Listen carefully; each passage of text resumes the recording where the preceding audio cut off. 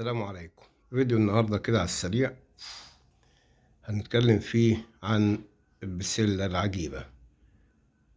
كيلو بسلة يا جماعة ب22 جنيه ونص. مش عارف ليه النص يعني. المهم ان هو كيلو بسلة ب22 جنيه ونص، لان اهم حاجة النص.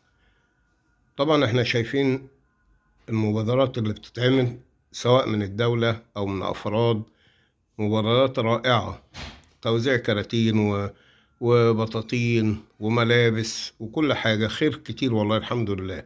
وفعلا المبادرات جميلة جدا، وشايف في كل المحافظات كل ده حلو طبعا وممتاز وروعة، وبتفرح الناس وبتسعد الناس الفقراء اللي زينا. لكن برضو ما زلت أقول أهم حاجة محاربة الغلاء، لأن المبادرات دي والكراتين دي والحاجات الخير الحلو ده مش بيوصل مثلا ل10% من سكان مصر أو 20% مثلا. المهم الأسعار، لأن احنا الناس بتنزل تشتري حاجتها، عايزة بيعدي وهو راجع من شغله، أو واحدة بتعدي وهو راجع من شغلها عايز يدخل يجيب كيلو سكر، كيلو رز، كيلو مش عارف ايه، وهكذا. هو ده اللي غالبية الشعب. فأهم حاجة الأسعار تنخفض. أنا مش فاهم يعني، هل فعلا صعب قوي على الحكومة إن هي تحارب الغلاء الرهيب ده؟ يعني أنا مش شايف أي تحسن بالعكس والله، كل يوم بتزيد الأسعار كل يوم.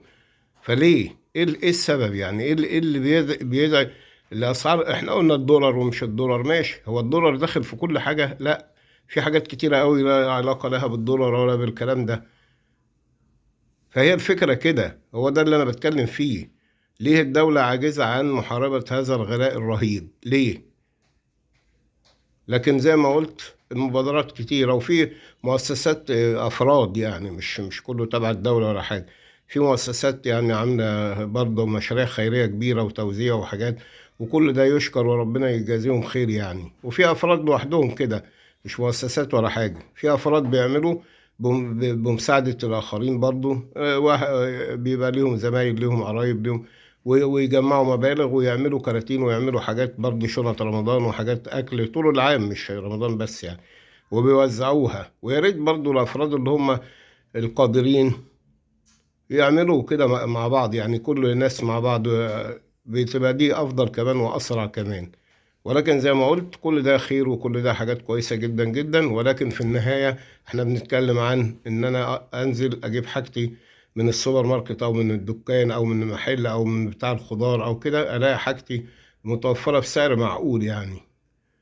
هي دي النقطة اللي بنتكلم عليها. لكن الخير اللي بيتعمل ومبادرات وكل ده حاجات حلوة جدا جدا، ولكن زي ما قلت ما بتوصلش ل20% مثلا من سكان مصر. فالأساس في الموضوع الأسعار. أسعار كل يوم بتزيد. ليه؟ فين الدولة؟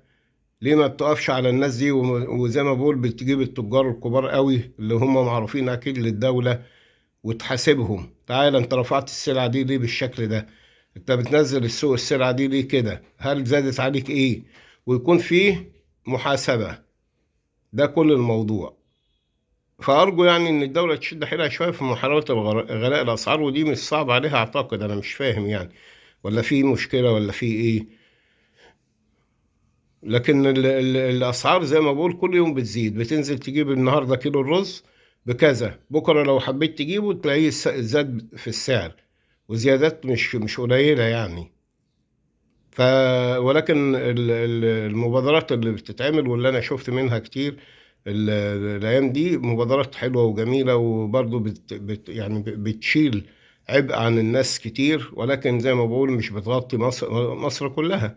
لكن الاساس هو الاسعار. الاساس الاسعار. يجب على الدوله محاربه الاسعار الغلاء باي طريقه. ما تسيبش الموضوع كده للتجار الكبار ان هم يطمعوا وجشعوا. فاحنا بنقول في موضوع الاسعار ان في 3 عناصر هم السبب في الاسعار وزياده الاسعار المهوله دي. الدوله مقصره، الجشع وطمع التجار صغار وكبار، في طبعا الازمه العالميه اللي هي بتاثر على كل الدول وليس مصر وحدها. وانا قلت غلاء الاسعار والازمات الاقتصاديه موجوده في كل دول العالم حاليا وليس مصر وحدها. ربنا يعديها على خير يا رب إن شاء الله، عشان الناس ترجع تعيش عيشة معقولة مستريحة، ما تبقاش ضغوط الحياة على الناس خلاص هتنفجر. وربنا يعديها على خير إن شاء الله، وإلى أن نلتقي في موضوع آخر. أترككم في رعاية الله وأمنه، والسلام عليكم ورحمة الله وبركاته.